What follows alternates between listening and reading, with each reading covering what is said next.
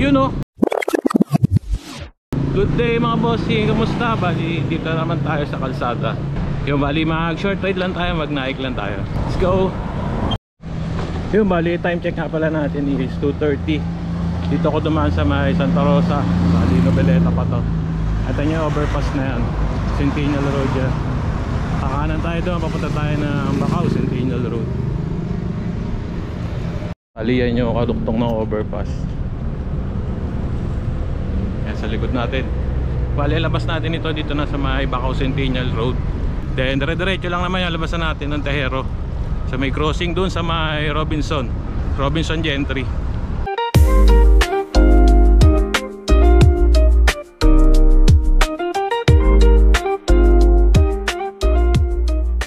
Dito pa rin tayo sa may Bacau Centennial Road. Baka matanong nyo, bali meron dalawang daanan papunta Tejero pag galing kayo dito sa bahay. Pwedeng dito sa may Rosario, Cavite kayo dumaan.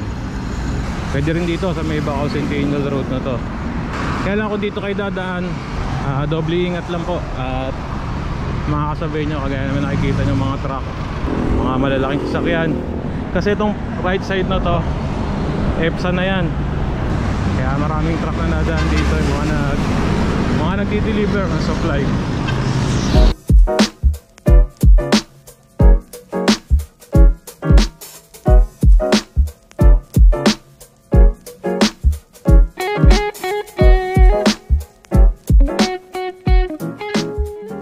So yung mga bossing, bali time check 2:45. Siguro nasa 5 kilometers din to simula bahay hanggang dito sa may Tejero intersection. Hassle dito pa pupunta kayo dito. Dito lang naman sa part na to, siyempre intersection yun. Saan nyo na medyo mabigat ang traffic. Nandito na rin naman tayo sa Tansa. Daan muna tayo ng St. Augustine Church. Ito lang naman yun sa kanan. Pag kanan mo, diretso lang yan, makikita mo na yan. Yun mga bossing, dito na tayo sa may St. Augustine Church. Bago yung kanan dito sa may park, sa may park sa Tansa. Yung kung magiginda kayo dito, check nyo rin to, St. Augustine Church.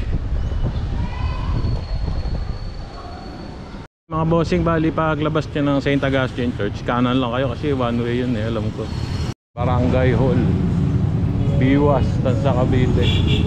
Siyempre sigurado kami magtatanong niyan bakit laging naik ang ruta natin.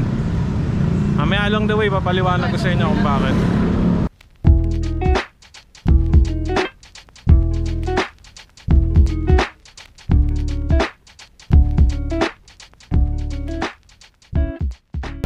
So ay mga bossing, bali lumilong muna ako dito sa may SM City, Tansa. Hindi naambon eh oh. Hindi malaman pa noon ngayon oh. Hindi na init-init bago kaya naambon. Cool. Kakaganyan daw, may kinakasal na tikbalang eh no. Ito ba yun? Fight na rin siguro natin to. Yung mga bossing, laban na rin to. Ambon-ambon lang naman eh, hindi naman siya ganun kalakas. Bali nga pala itong dadaanan natin, masarap daanan to kasi rolling hills naman dito. Kaya lang makakasabay mo mga truck. Kaya doble ingat tayo. Malakas ang ulan dito ah. Basang-basa yung kalsada. Malaman natin ang ganito. Ano? Malakas ang ulan dito. Malakas ng ambon. So yun na nga mga bossing. Medyo lumalakas na yung ulan dito. Dito tayo sa may flex fuel. Ay kilong muna tayo. Mga Emedut. Yun, try ulit natin mga ilang kilometro kung titila. Pero sana tumila para maganda yung takbuhan natin. Pero okay din eh, no? Kalimlim.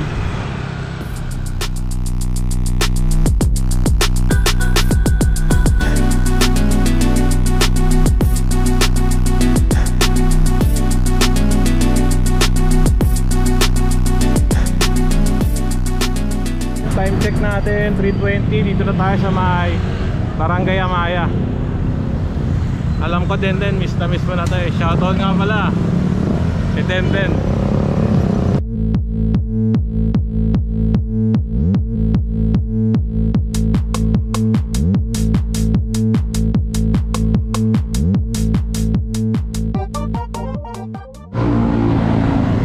Tapos paglampas mo ng Migara, sobrang init naman. Ang init naman ngayon. Bali kakalampas lang natin ng Migara State. Ito pa rin tayo, Tansa. Kung mapapansin nyo, parang simula dun sa may tulay dun sa may Tansa. Then dito traffic yata. Okay, weekends kasi ngayon eh.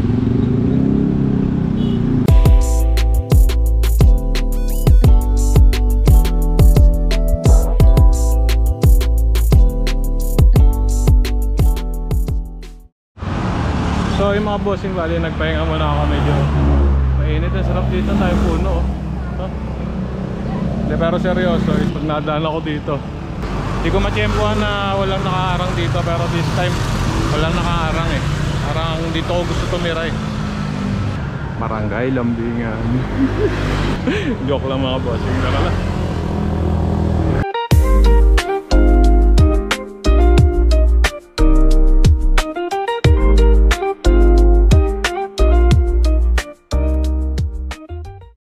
Bali time check natin 3:40, nakaka 16.20 kilometers na tayo.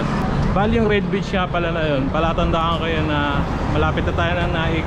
Kaya nga sabi ko kanina, nasa 18 to 19 kilometers lang naman to. So meron pa tayong 3 kilometers para makarating ng Naik.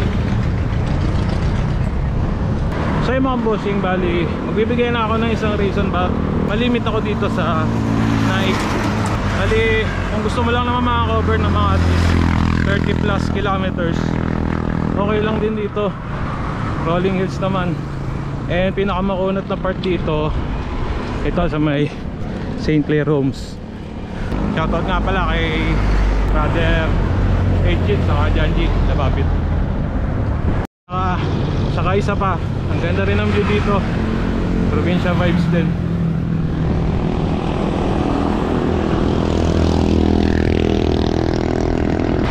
Pero hindi ko lang ma-advise sa mga medyo nag-uumpisa pa lang kasi highway to, nakakatakot, maraming sasakyan.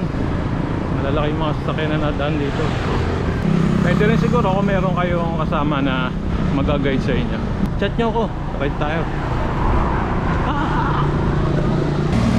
So yung mga bossing, bali 19.24 kilometers simula sa bahay. Dito na tayo. Just do it. Night. Uy, congratulations kay Sid Daniel Gonzalez, first place. Hey mga bossing, bali mamaya na tayo pupunta doon. Mamaya na tayo magpipicture doon sa may Alabaw na Dalawa Ulo. Pasok muna tayo dito sa may simbahan. Daan muna tayo ng simbahan dito sa may Naik.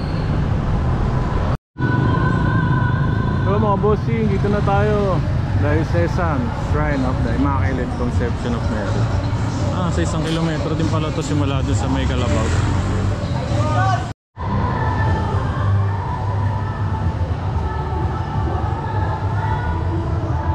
Mukhang may event dito. Alam ko yun yung plaza ng ano, Naik. Saan tao? Food and craft fair. Saan tao? I love Naik. So yung mga bossing, bali picture lang tayo, then punta tayo doon sa Alabaw na Dalawa Ulo. So yung mga bossing, bali dito tayo sa may Alabaw na Dalawa Ulo. Hindi ko alam kung anong tawag nila dyan, pero parang nagiging landmark na siya pag nakikita mo yan. Matik Naik. Bars, Matik Naik.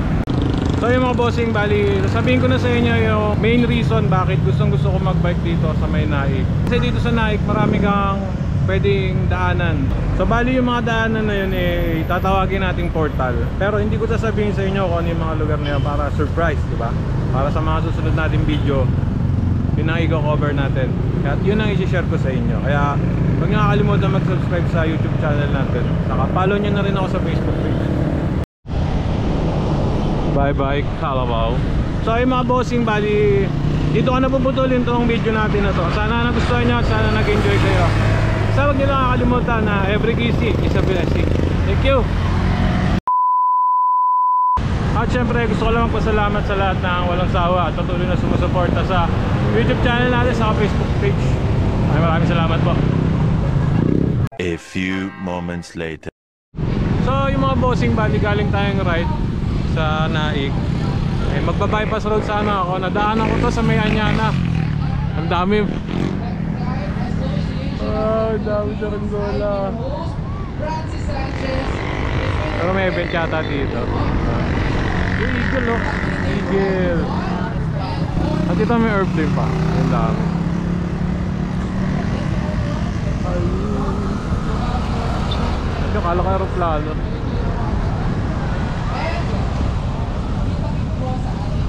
Ayos, ang daming tao mga boss. Ayos. Ang bata ulit, oh.